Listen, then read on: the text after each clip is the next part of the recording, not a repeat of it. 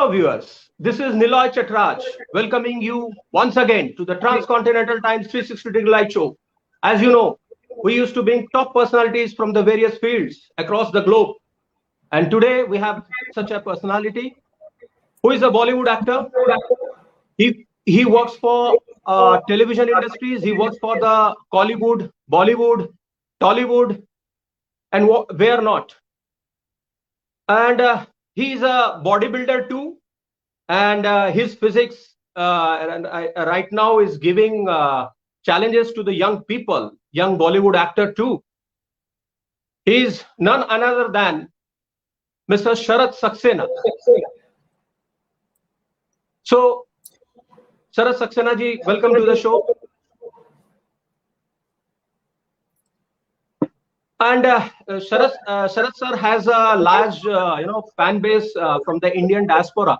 So we will, have a conversation in Hindi, and whenever needed, we will translate it for our international viewers. शरद जी, आपका फिर से एक बार अभिनंदन और स्वागत ट्रांसकॉन्टिनेंटल टाइम्स के 360 डिग्री लाइव शो में. Thank you sir, thank you very much. जी बोलिए. सबसे पहले मैं ये पूछना चाहूंगा कि एक इंजीनियरिंग ग्रेजुएट का अचानक एक्टर कैसे बनने का मन हुआ और क्या क्या डिफिकल्टी आई? सर, इंजीनियर होते हैं वो भी तो गलतियां करते हैं ना जिंदगी में. जी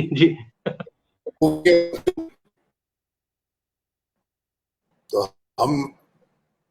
हमसे बेवकूफी हो गई. हमने सोचा कि हम बहुत हैंडसम है, देखने में बहुत खूबसूरत हैं, हमको तो हीरो बनना चाहिए, हिंदुस्तान की फिल्म इंडस्ट्री रिक्वायर्स में. जी तो हम चले आए बम्बई. जी इंजीनियरिंग करने के बाद तो पता चला बम्बई में आपकी कोई रिक्वायरमेंट नहीं है, आपकी शक्ल बेकार है, आपकी कलर बेकार है, आप जैसे हैं वापस चले जाइए. लेकिन हम बड़े रहे.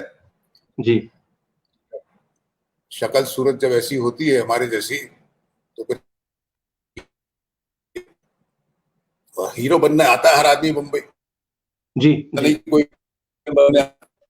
हम तो खैर विलन भी नहीं बने, हमको तो फाइटर बना दिया गया. अच्छा, आपकी शुरुआत राइटर से हुई है? जी सर, आपका थोड़ा सा वीडियो पॉज हो रहा है. अब क्या बताएं साहब, यहाँ पे 1 मिनट जरा ठहर जाइए, मैं जरा चेक करके बताता हूँ आपको. जी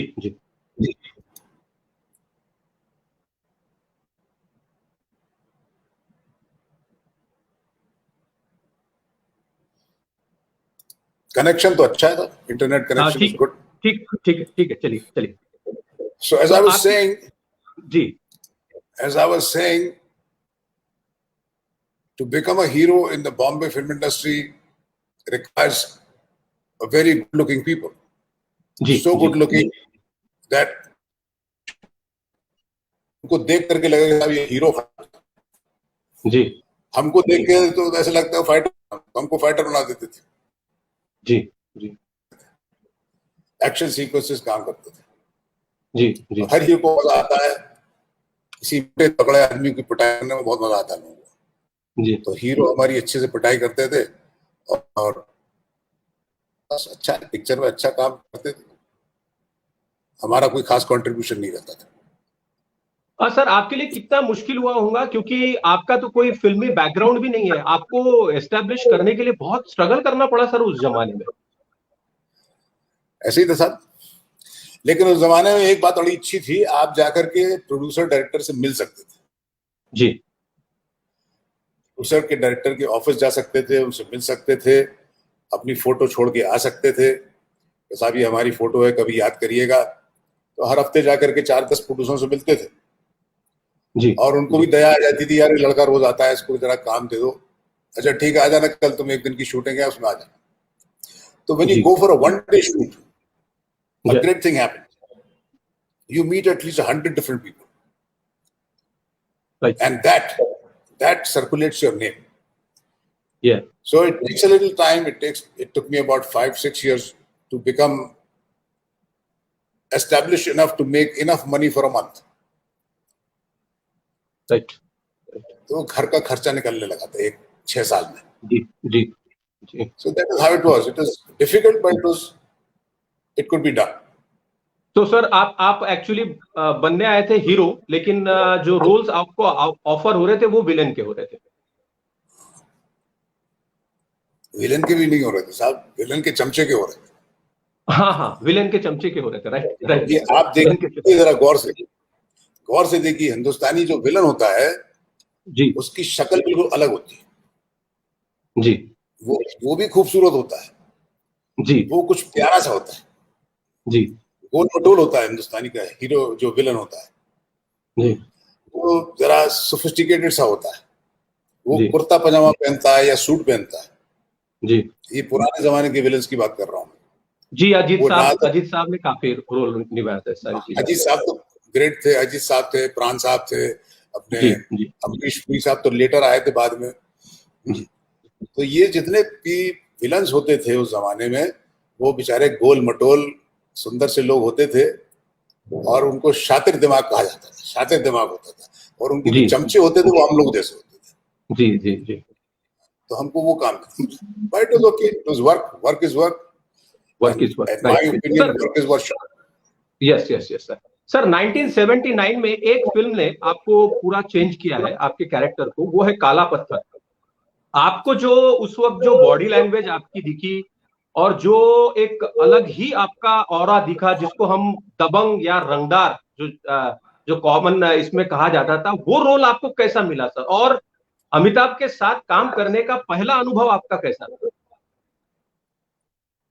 सर ये अमित जी के साथ काम करने का दूसरा अनुभव था, हाँ, पहला क्योंकि आपका पहले हमने सर उनके वो साथ बेनाम में काम किया था, उनके साथ हाँ हाँ जी बेनाम में एक जी सीन में हम खड़े हैं उनके साथ। जी जी इस पिक्चर में हमको काम मिला क्योंकि सलीम जावेद साहब से हम मिलने जाया करते थे ऑलमोस्ट एवरी वीक। जी जी और सलीम जावेद साहब से मिलते थे क्योंकि सलीम जावेद साहब जरा थोड़े मेहरबान थे, क्योंकि हम भी जी मध्य प्रदेश के थे, ये दोनों भी मध्य प्रदेश के। जी जी and we had a common friend. जी तो उस दोस्त की वजह से मेरे को एंट्री हो गई थी कि मैं जाकर के उनसे मिल सकता था। जी तो एक दिन सलीम साहब ने पूछा कि तुम करते क्या हो, what are you doing, why are you here all the time. तो मैंने कहा साहब मैं फिल्मों में ट्राई कर रहा हूँ, थोड़ा बहुत काम मिला है। जी जी जी उन्होंने कहा अच्छा ये बात है। तो उन्होंने जावेद साहब से कहा कि इसको दे देते हैं, वो काला पत्थर में धन्ना का रोल दे देते हैं। हाँ, धन्ना का रोल, यस सर। जावेद साहब ने हमारी तरफ देखा, उन्होंने कहा ठीक है चलेगा दे दो। तो सलीम साहब और जावेद साहब ने कहा कि आप जाइए यश चोपड़ा के दफ्तर में, उनसे मिलिए कि हमने जी भेजा है, उनसे कहिए जी हमने भेजा है और वो तुमको ये रोल दे देंगे। तो हम तो खुश हो गए, बहुत खुश हो गए सर। ऐसा अपॉर्चुनिटी जिंदगी में कहाँ मिलती कि सलीम जावेद आपको रिकमेंड कर दें। जी जी तो हम गए और यश जी हमसे बड़े प्यार से मिले, उन्हें बिठाया और हमको वो रोल सुना दिया कि ये रोल है, तुम ही करोगे। तो I think by next week I was in Pune shooting with him. जी जी It was a very जी very pleasant meeting and pleasant thing to happen to me. So this was the जी first film that Salim Javed Saab they gave me. After that, gave me about 5 or 6 films. या हर picture में छोटा सा role होता था, लेकिन yes yes yes yes yes. तो मेरी गाड़ी चलने लगी थी थोड़ी, उनकी दया से। बहुत दया का था ऐसा, इतना इतना कोई कर दे आपके लिए बंबई शहर में तो बहुत बड़ी बात है। जी जी जी, बिल्कुल बिल्कुल बिल्कुल बिल्कुल। And they were very और सर kind. ये यस यस यस, ये देखा गया सर आपका कि जो सुपरस्टार में मैक्सिमम जो फिल्में किए आपने अमित साहब के साथ किए, और हर वक्त उनके ऑपोजिट में आपने काम किया। इसका कोई स्पेशल, जैसा आपने भी बताया कि सलीम जावेद ने स्पेशल, अब सलीम जावेद साहब ने तो हमेशा अमिताभ को अपना एक मेन कैरेक्टर दिया, तो यही एक कारण था जिसमें आपको हर फिल्मों में, लगभग हर फिल्मों में आप एज एन ऑपोजिट रहते थे, अमिताभ बच्चन के नहीं सर, अपोजिट हर में रहते पिक्चर थे। में नहीं रहे हैं उनके, हम एक दो पिक्चरों में उनके साइड के भी रहे हैं। एक बागबान जी पिक्चर थी, जी, बागवान, वो तो बहुत माइंड ब्लोइंग उनके मित्र पिक्चर थी, और बने, वो जी जी जी। उसमें हम उनके मित्र बने हैं। और हाँ, एक मित्र भी पिक्चर बने। थी पुकार। जी जी जी जी एक पिक्चर थी पुकार, जी जी। ये हो गया गड़बड़। वो सर आप बोलते रहिए, वो वीडियो चलते रहेगा सर वो।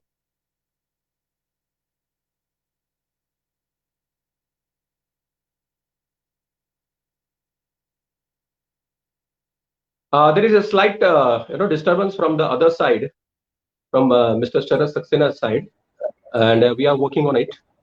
Yeah, it's back now. Yeah, please go ahead, sir. Yes. I said there was a movie called Pukar, Yeah. which was produced and directed by Mr. Ramesh Bair. जी जी तो उसमें भी हम उनकी गैंग के आदमी थे। जी जी जी जी। तो ये दो पिक्चरें हैं, 2 या 3 और भी होंगी पिक्चरें जिनमें हम उनके अगेंस्ट नहीं है, उनके साथ के हैं। जी जी। नहीं, मेरा कहने का ये मतलब है कि सर अमिताभ के बाद शशि कपूर कहा जाता था उनको, उनके उनके इस तरह का, उसके बाद आपका रोल हमेशा मुझे नजर आया है अमिताभ जी की फिल्मों में, इसलिए मैंने ये क्वेश्चन आपको पूछा कि आपका कुछ विशेष लगाव है बच्चन साहब से, कि सलीम जावेद जी का कोई ये था जिसके कारण आपका हमेशा उनके अपोजिट या उनके साथ में आप मिले हमेशा? नहीं सर, वो दूसरे, उसका कारण दूसरा है। उसका कारण दूसरा ये है कि बच्चन साहब is a superstar. Yeah. And the producer likes to work with people who are, what do you call it, respectful to him and who are friendly with him. Okay. So, since I was with him in so many films and since he does not mind working with me. Yeah. And he gets along with me. So, that is the reason why people used to take me. तो इसी तरह हमको बाबुल में भी काम मिला था, और ये क्या कहते हैं इसको, बागबान में हमको ऐसे ही मिल गया था काम। होली का जो सॉन्ग है सर, वो तो पूरा अभी तो घर घर में उसी सॉन्ग को बजाया जाता है, होली में बजाते हैं, उसमें आपकी झलक मिलती है हमको। So it has been a pleasure and a long-term relationship with Mr. Bachchan. And it has been pleasure working with him always. We have done lots of action sequences. Yeah. Yes. And it looks so real. It looks so real. शहंशाह नाम की picture आपको शायद याद होगी, उसमें वो कवच बनते हैं, तो उसमें भी हमारी अच्छी पिटाई करी गई थी, but it was good fun, action sequence था जी। अग्निपथ, अग्निपथ में आपका जो रोल था बहुत बड़ा रोल था, और एक ऐसा आपको देखकर एक ऐसा अनुभव हुआ कि सही में आप मतलब अंडरवर्ल्ड के कोई मतलब गुंडे या बदमाश है, जिसको देखकर लगता है कि नहीं ये सही में ऐसे ही गुंडे बदमाश हुए दिखते हैं जो अपने को दिखना चाहिए। यही आपके हर फिल्म में जो नजर आती है जो चीज, आप शेरनी में भी यही दिखता है कि आप कितने क्रूएल शिकारी है, यानी आप बिल्कुल परवाह नहीं कर रहे किसी चीजों को, और आपको यानी देख के एक नफरत सी जो उत्पन्न होती है एक अंदर से, दैट इज कॉल्ड एक्टिंग।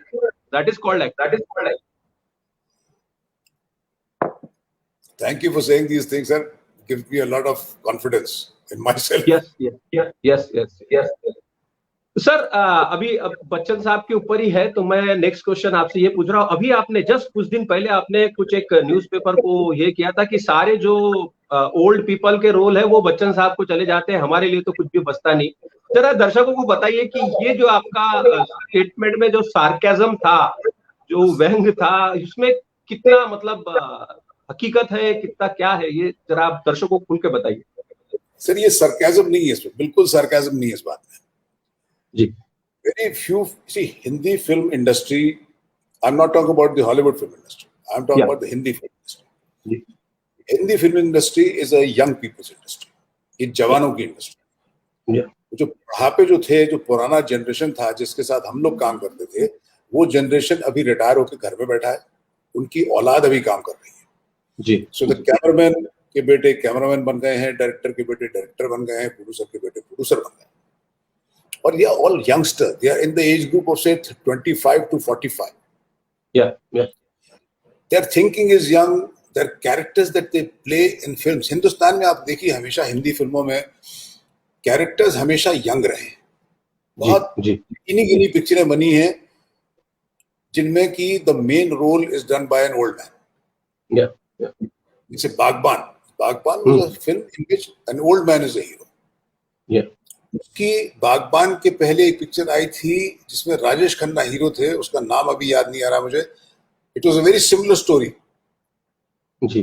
उसमें Rajesh Khanna was an old man.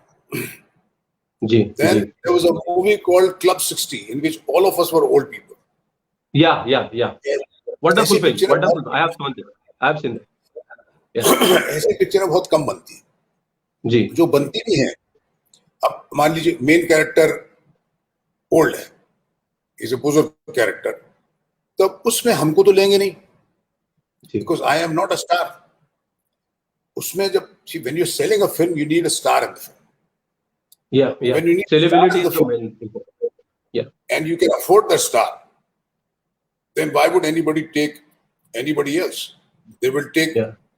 India's greatest star, that is Amitabh Bachchan. This is the logic of my statement. Yeah. Yeah. Yeah. Yeah.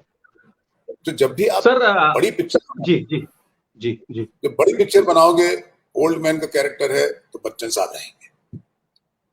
बाकी और पिक्चरें बनाने का कोई फायदा नहीं. ओल्ड मैन को लेकर के आप सब्जेक्ट बनाओगे जिसमें आपके साथ सुपरस्टार नहीं है, तो फिर वो पिक्चर खरीदेगा कौन और खरीदने के बाद देखेगा कौन? जी. जी. दिस इज जी. सर आपके मैं जब इंस्टाग्राम में फोटो देख रहा था, आपने एक फोटो डाला था जिसमें आप विनोद खन्ना के साथ एक मारपीट सीक्वेंस है. आपने कहा आपकी बेस्ट फ्रेंड है. आपको विनोद खन्ना जी के अंदर ऐसा कौन सा गुण लगा जो आप उनके इतने अच्छे दोस्त बने और आपको उनके तरफ आकर्षित हुए? सर आप देखिए, हमारी फिल्म लाइन में जो स्टार होता है ना, उसकी एक एटीट्यूड अलग होती है. जी.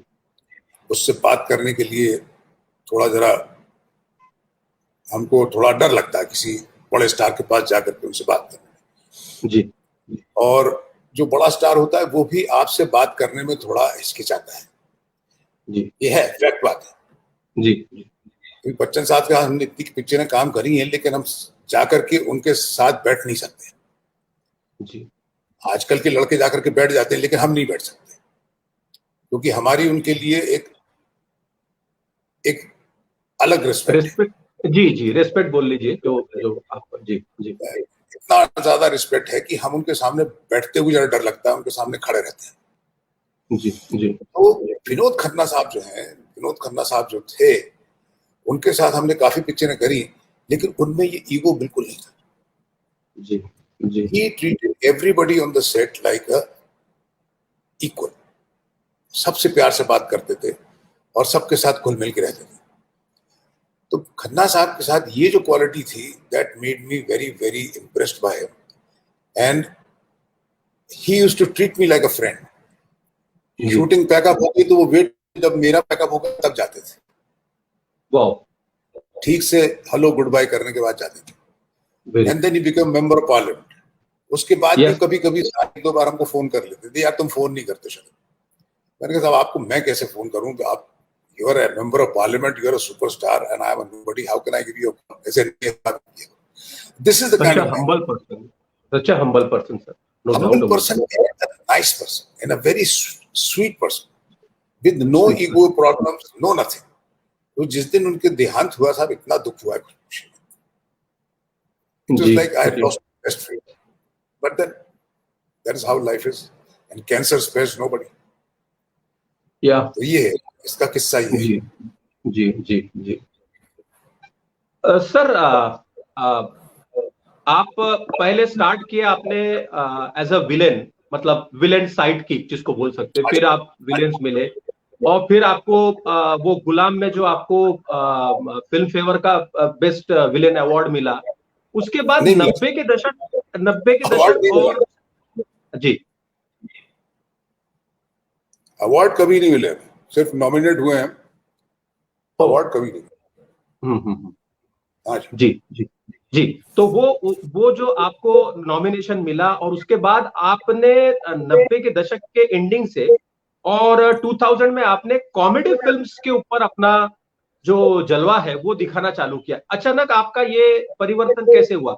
ये आपको लगता था कि आप कॉमेडी में नॉर्मल है या नेचुरल आप कॉमेडी कर सकते हैं, या ये स्क्रिप्ट के हिसाब से आपको जो मिला आपने चूज कर लिया?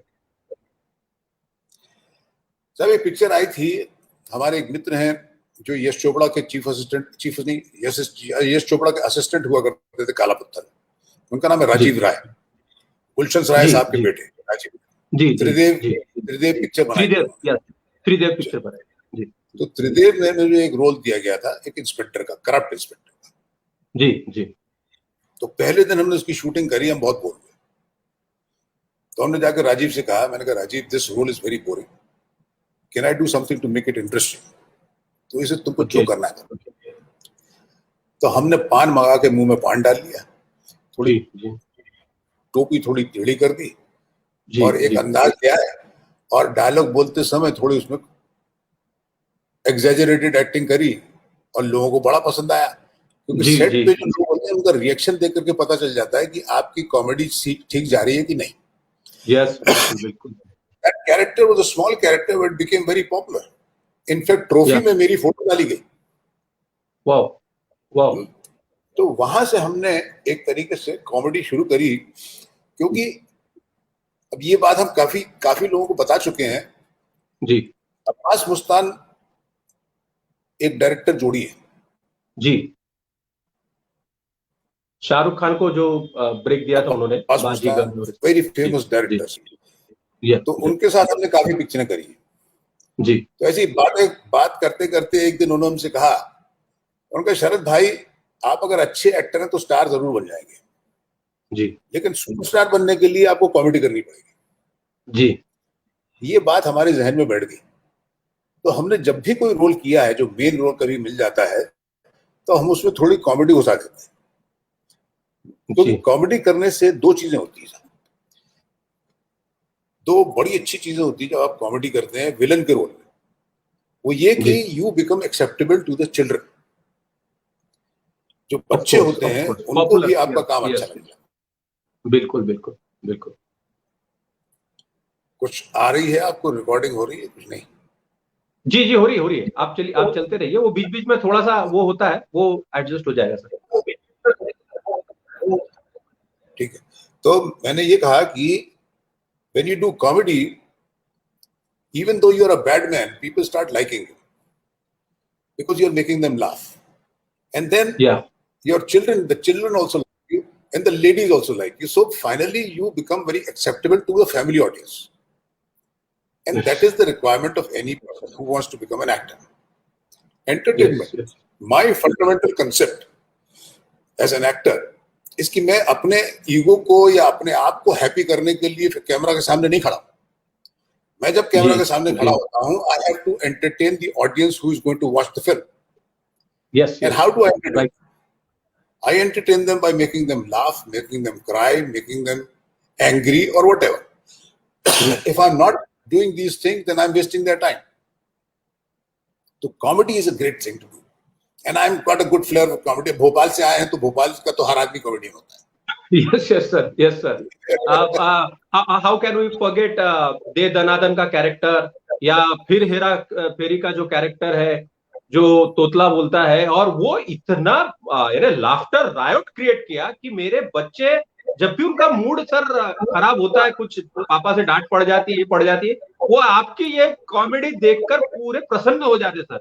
यानी इस तरह की आपकी ये कॉमेडी का जो आपका जो ऑरा है, वो काफी हद तक मतलब एक लगते ही है कि आप कॉमेडियन है, आप विलेन लग नहीं रहे उसमें, वहां पर कॉमेडियन ही लग रहे हैं। Connect lost again. सर मेरी आवाज आ रही है आपको? बारिश के इश्यूज है। हाँ, बारिश के इश्यू है सर, आपके मुंबई में ज्यादा बारिश हो रही है, यहाँ भी बारिश हो रही है। मेरी आवाज आ रही है सर आपको?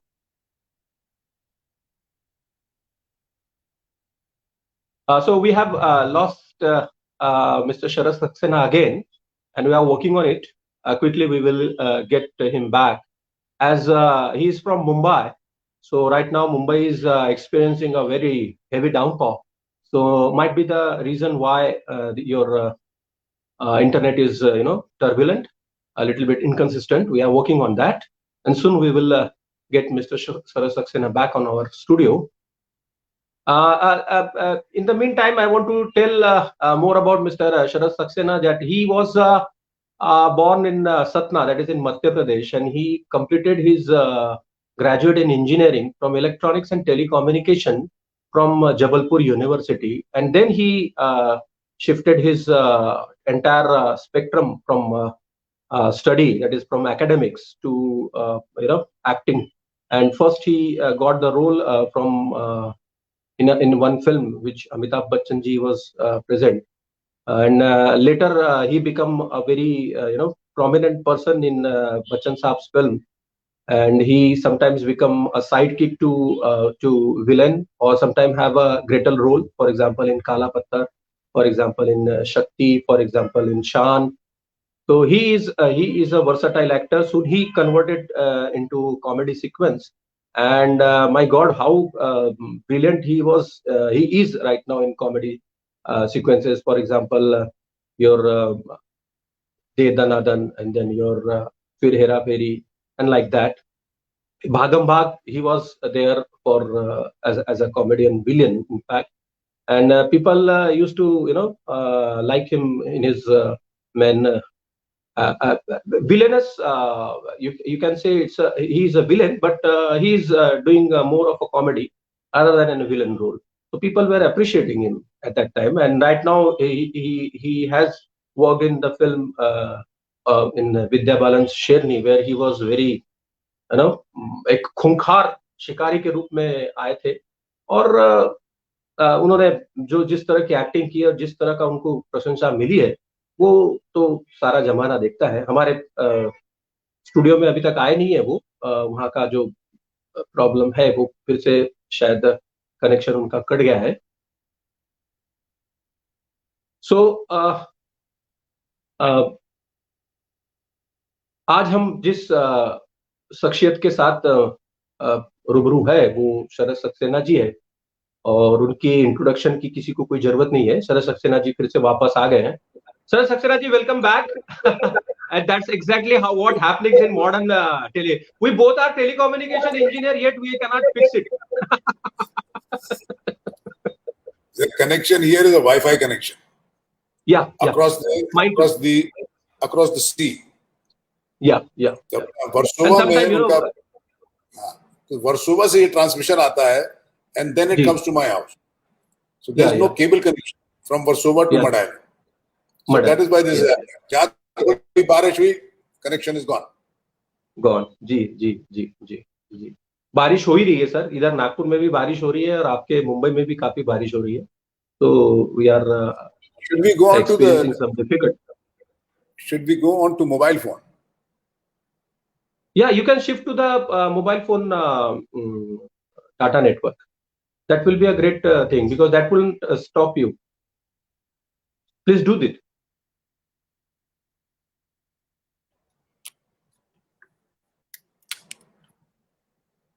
So Sharat sir is back again with us in our studio, and remember in this monsoon period we are experiencing little bit difficulty. तो शरद सर, अब कॉमेडी रोल की जो बात चल रही थी वो आधी में अपनी खत्म हुई थी. आप जरा उसको कंटिन्यू करेंगे कि फिर आपको दे दनादन और फिर हेरा फेरी, इसमें जो रोल आपको ऑफर होने चालू किए, तो आपको लगा कि आप एक एस्टैब्लिश कॉमेडियन के रूप में भी आप उभर के आ रहे हैं? सर वो नहीं कर रहा हूँ जी. A comedy role is a very difficult role because you cannot make the audience laugh throughout your film. Yes, I agree. वैसे writer बहुत कम है. A writer who can write a role which is constantly funny is a very difficult proposition, and that is not a job very well done. I mean, people hardly can write anything. Then what happens is when you're coming as a comedian on the set, तो director बोलता है कि साहब कुछ ऐसा कुछ कर दीजिए, कुछ कॉमेडी कर दीजिए. ऐसे में काम नहीं होता. So I do not take up a comedian's role. I never do that. I take up whatever role is there, and in that role, in certain places, you can put in a little comedy because any scene can be made funny. That is how. Overall आप comedy का तड़का लगा देते अपने role में. तड़का लगा देते. Very nice. Yeah. जी. The correct term to use. जी and जी it is जी and it is more acceptable.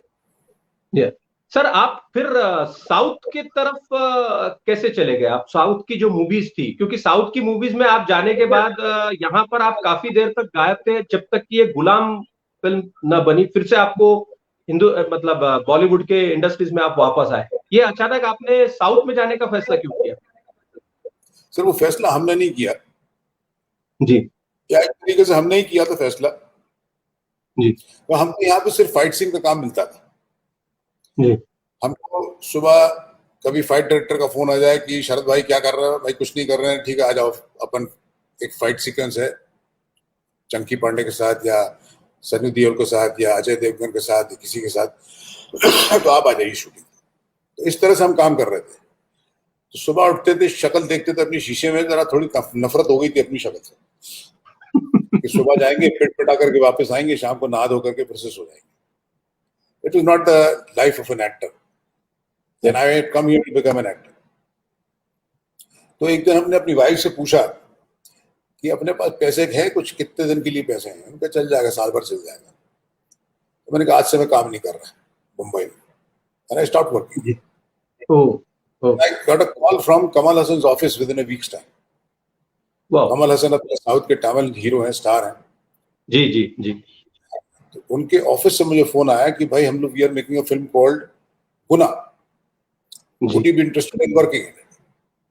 I said yes. I said just told them that I can't speak Tamil. I said no, we will manage. So I went to shoot for this film called Guna, and I worked with them, and somehow we managed to speak their lines, and it became a pretty nice, successful film. And on the sets of that film, we were shooting in Kodaikanal. Kodaikanal में राम कुमार नाम के एक producer हैं, south के बहुत बड़े producer हैं। शिवाजी गणेशन साहब के बड़े बेटे हैं, शिवाजी गणेशन साहब के बड़े बेटे हैं। तो वो आए थे कमल से मिलने के लिए, दे वर वेरी गुड फ्रेंड्स। तो उन्होंने हमसे पूछा कि हम एक पिक्चर बना रहे हैं, उसका नाम है मन्नत, विद अपना क्या कहते हैं Rajinikanth, would you be interested in working in that? I said yes, why not. तो हमको मन्नन में भी काम दे दिया उन्होंने, तो हमने मन्नन में काम किया विद रजनीकांत। फिर मन्नन का रीमेक बन रहा था इन तेलुगु विद चिरंजीवी, एंड चिरंजीवी साहब के साथ हम एक पिक्चर कर रहे थे एनएनसीपी की, उसका नाम था आज का गुंडाराज। आज का गुंडाराज, जी जी। तो शूटिंग के दौरान चिरंजीवी साहब ने Chiranjeevi that is a good film. Chiranjeevi साहब ने हमसे पूछा कि would you be interested in working in Telugu film? I am making the remake of Mannan. तो मैंने कहा करेंगे। तो घराना मुगुडू नाम की पिक्चर में हमने काम किया। तो फिर इस तरह से हमको तेलुगु पिक्चरों में बहुत काम मिलने लगा, because Chiranjeevi is a superstar of Telugu films. वो जब भी पिक्चर बनाते थे हमको एक आध उसमें रोल मिल जाता था, बिकॉज बेसिकली द विलन बनते थे हम। और इस तरह से हमारा करीबन 6-7 साल तक के हमने सिर्फ तेलुगु पिक्चरों में तेलुगु, तमिल, मलयालम जी इन पिक्चरों में काम किया। और फिर बंबई के लोगों को खबर मिली कि साहब ये शरद सक्सेना तो वहां पे बहुत काम कर रहे हैं, तो उससे कोई फर्क नहीं पड़ा। हमको फिर बंबई में रवि चोपड़ा साहब के साथ काम करने का मौका मिला। जी चोपड़ा साहब के बेटे रवि चोपड़ा साहब ने हमको अपने टीवी सीरीज में काफी काम किया, तो हमने उनके साथ बहुत काम किया। और फिर ये इन्होंने पिक्चर बनाई कौन सी, ये गुलाम में फिर हमको बुलाया गया। गुलाम इस तरह से हमारा वापस बैक टू बॉम्बे हो गया। जी, गुलाम को तो कोई भूल नहीं सकता। जो आपने वहां पर रोल अदा किया है वो आज भी लोगों के जेहन में है। कि जैसे मैं बोलता हूं कि शरद साहब के साथ, और अच्छा वो गुलाम वाले, तो वो एक अलग ही आपको एक अलग लेवल पर ही लेके गया था कि मेन विलेन कैसा लग सकता है। एक्सक्यूज मी, हमारी एक चीफ एडिटर है मिस इशिता चक्रवर्ती, वो आपसे एक क्वेश्चन पूछ रही है कि आप सीन को रिहर्स कैसे करते हैं तब जब सामने वाला जिनके साथ आपको एक्टिंग करनी है वो नहीं है आपके पास अवेलेबल, तो आप सीन को रिहर्स कैसे करते हैं? इसमें कोई तकलीफ नहीं था, हम लोग आदत है। We have been working without the opposite party for almost 50 years। जी जी इसकी आदत कैसे पड़ी ये आपको बताता हूँ। जी एक जमाना था बंबई में जबकि जो हीरो होता था और जो स्टार होता था वो दिन में करीबन कम से कम नहीं तो 6 से 7 पिक्चरों की शूटिंग करता था एक दिन में। जी जैसे शशि जी कपूर साहब, वो हर फिल्म को जी 2-2 जी। घंटा देते। अपने हम्म। अमजद भाई, जी अमजद खान साहब, वो भी 2-2 घंटा देते थे। रंजीत साहब 2-2 घंटा देते थे। शक्ति कपूर 2-2 घंटा देते थे। तो जितने हमारे बड़े एक्टर्स थे, including I mean everybody, Shatrughan Sinha साहब and all that, they were so busy कि वो दिन भर गाड़ी में बैठ करके एक स्टूडियो से दूसरे स्टूडियो जाते थे, रात को गाड़ी में सोते थे और रात को डबिंग करते थे। My goodness. ऐसी सिचुएशन में जो डायरेक्टर होता था, he had learned what is known as short division. वो पहले से अपना प्रोग्राम बना के आता था कि मैं इस कैरेक्टर के शॉट अलग से ले लूंगा, उस कैरेक्टर के शॉट अलग से ले लूंगा, और बीच में अगर 2 शॉट मुझको मिल जाएंगे कंबाइंड तो पूरा सीन हो जाएगा। जी तो वी हैव जी always been working looking left of camera और right of camera when there is nobody there.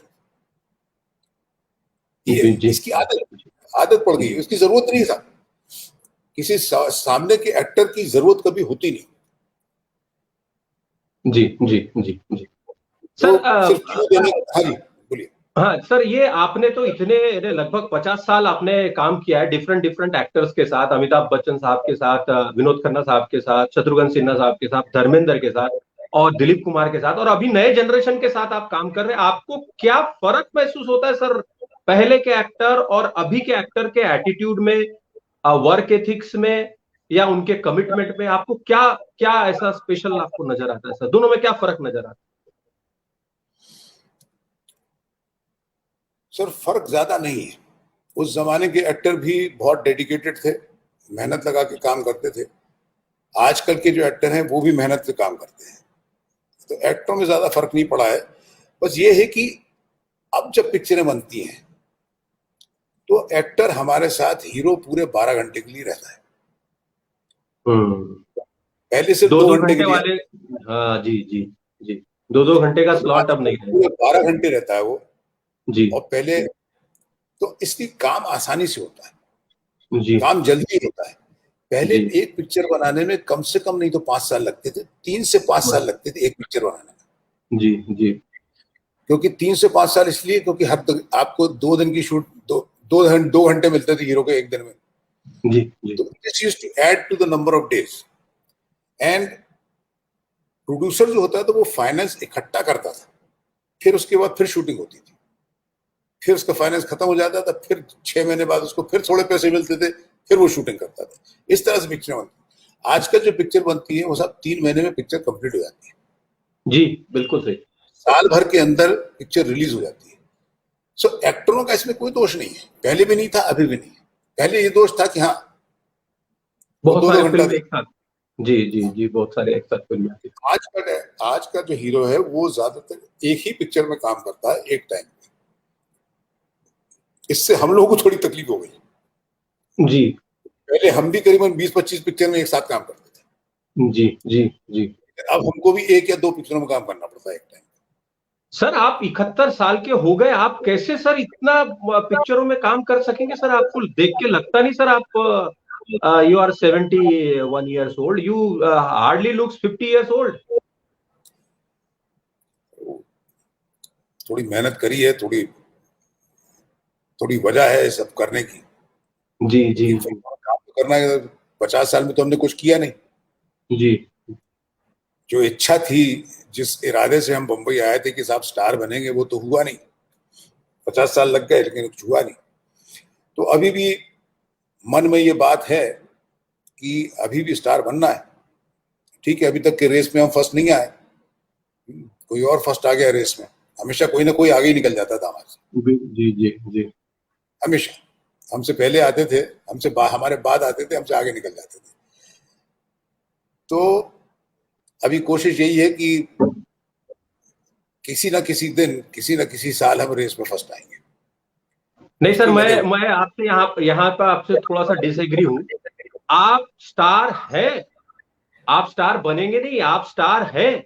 आज आपको इतने पॉपुलैरिटी मिलती है, इतना आपका नाम है देश और विदेश दोनों में, आप स्टार है। आप इस यानी आपके साथ वाले जो क्या बोलते हैं विलेन और जो ये है, इनका कहीं चेहरा अभी नजर नहीं आता, आप कंसिस्टेंटली नजर आ रहे हैं सर, आप स्टार है। इसीलिए मैं थोड़ा सा यहाँ पर डिसएग्री होता हूँ।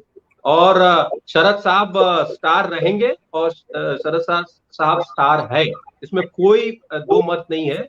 और आप जितने हम्बल है, उतने हम्बल तो आज के नौजवान जो एक्टर है उनकी तो बात करना ही बेकार है। आप कितने हम्बल है, आपने इतना सारा कुछ फिल्मों में काम किया, लेकिन आपके चेहरे पर कोई एक ये भाव नहीं है कि आपको देख के लगे कि आपको कोई अहंकार है, या आप एकदम डाउन टू अर्थ और एक डाउन टू जिसको बोलते हैं ना कि अपन मिट्टी से जुड़े हुए आदमी, आपको देख के वैसे ही लगता है। सर मैं यहाँ पर एक आपको क्वेश्चन पूछना चाहूंगा जो कि काफी कंट्रोवर्शियल है, फिर भी मैं आपसे पूछना चाहूंगा, आपने इतने सालों काम किया, बॉलीवुड में नेपोटिज्म है क्या? सर नेपोटिज्म का मतलब क्या होता है कि बाप भाई भतीजावाद, भाई भतीजे का फायदा होता है, भाई भतीजे या बेटे का फायदा होता है। जी जी। अब आदमी कोई बिजनेस करता है, अगर जो बिजनेसमैन है उसकी दुकान है, जब वो बूढ़ा हो जाता है तो अपनी दुकान किसको देता है? वो अपने बच्चे को देता है जी, बच्चे को देता है। तो इसी तरह से फिल्म इंडस्ट्री में है, तो आपकी दुकान अच्छी चल रही है, एक दिन आप बूढ़े हो गए, एक प्रोड्यूसर है मान लीजिए, तो वो प्रोडक्शन अपने किसको देगा? बेटे को ही देगा ना। और मान लो एक हीरो है, हीरो का एक बेटा है, होनहार बेटा है,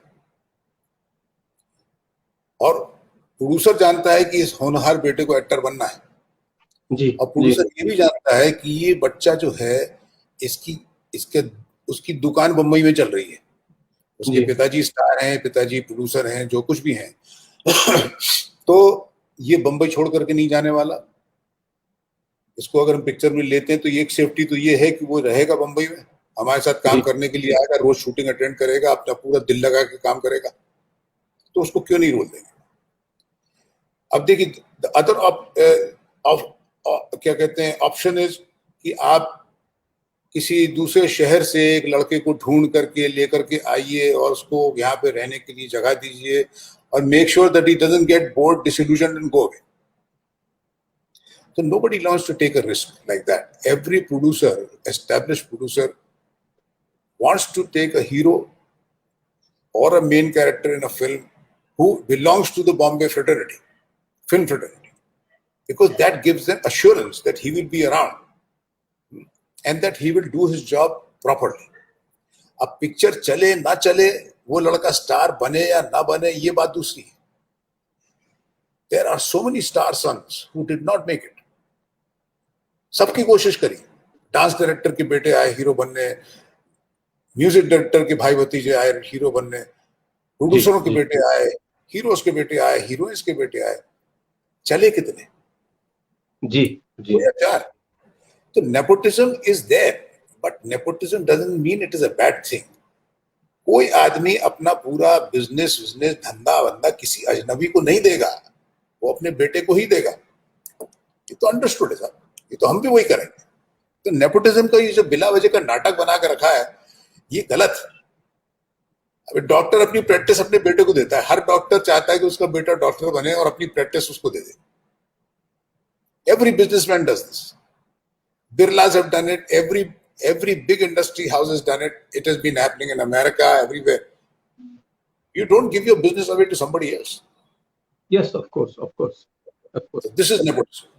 If this is nepotism, then it's all right. Yes, sir. Sir अभी थोड़ा सा एक क्वेश्चन आया हुआ है यंग जनरेशन के, इससे आया कि आप यंगर जनरेशन को बॉडी बिल्डिंग का क्या टिप्स देना चाहते हैं? आपके बहुत फैन फॉलोइंग है, आपके बॉडी के इसमें younger generation are following you and they want to become like you. Sir tips क्या देंगे हम, because today tips are available on YouTube. Yes. Anybody who wants to take up bodybuilding and work out and do proper bodybuilding, safe bodybuilding, YouTube is the best place to go to. You get fantastic advice from very, very professional people. वहाँ पे diet की advice भी मिल जाएगी आपको, exercise की advice भी मिल जाएगी, हर चीज की एडवाइस मिल जाएगी. फिर ट्रेनर्स हैं, they are very good at it. हमारी advice will not be very suitable because I don't have those kind of machines. I don't have that kind of a diet. I am a man who works out at home. I've got some equipment here. और आजकल Covid के time में gym में तो कोई जाता नहीं, हम भी नहीं जाते हैं जी. तो fundamentally anybody who wants to become muscular and strong, YouTube is the best place. Watch YouTube and work out. There are a whole lot of very nice trainers there on YouTube. And of course, diet also, उसकी advice भी मिल जाएगी. But stay away from steroids. That doesn't do anything good for you. Stay away from steroid. That is my advice to every young man. Yes, sir. So bottom line is that what Sharad Saxena is saying is that stay away from the steroids, work harder, and you can have a lot of documents and videos available at the YouTube. You can take your own routine and you can work on it. But the main thing is that you have to work hard. There is no shortcut. And exactly what Sharad Saxena said. No, it's never shortcut. Sir एक last question है, इसके बाद अपन इस interview को finish कर देंगे. जब आप मुंबई में आए थे तो आप अकेले थे, आपने अपने आप को यहाँ अकेला पाया और आपके साथ भी कुछ बुलिंग या फिर आपको जो नेग्लेक्ट या जो भी कुछ आपके साथ हुआ, आपको ऐसा नहीं लगता कि एक ऐसा ऑर्गेनाइजेशन आपकी तरफ से या आप जैसे लोगों की तरफ से आना चाहिए जो यंगर जनरेशन मुंबई में आकर बॉलीवुड में ट्राई करना चाहिए, तो उनको प्रोटेक्ट करे so that they don't get demoralized very often? That exactly what is having issues.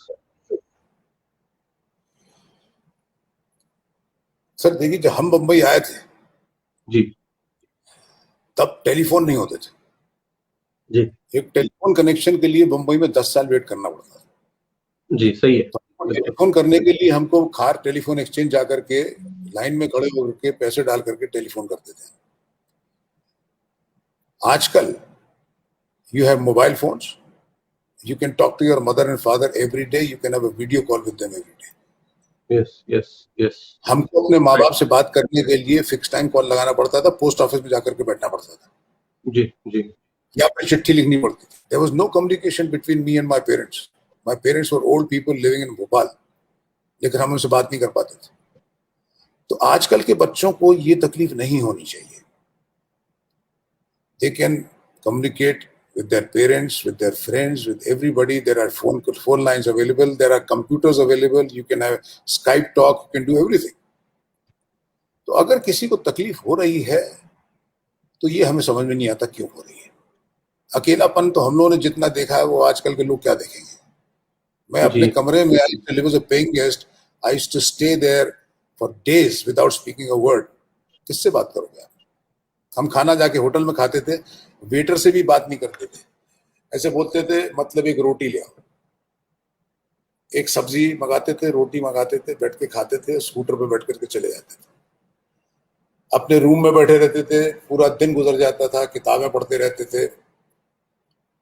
That was the way. Because shooting 6 महीने तक की शूटिंग नहीं होती थी हमारी. तो 6 महीने आदमी क्या करेगा? इतने पैसे भी नहीं होते थे कि गाड़ी में बैठ करके घर चले जाए.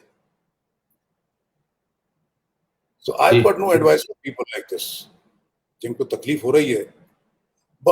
फिल्म लाइन में अब बंबई आकर के बंबई में काम करने में बड़ी सेक्रीफाइस करनी पड़ती है इंसान. आजकल इतनी सेक्रीफाइस बहुत थी. जी. यही है. So शरद साहब, आपके साथ बात करके जो जितने एक नई अनुभूति हुई है हम मुझे और हमारे दर्शकों को, उसके लिए हम आपके साथ तहे दिल से शुक्रगुजार हैं.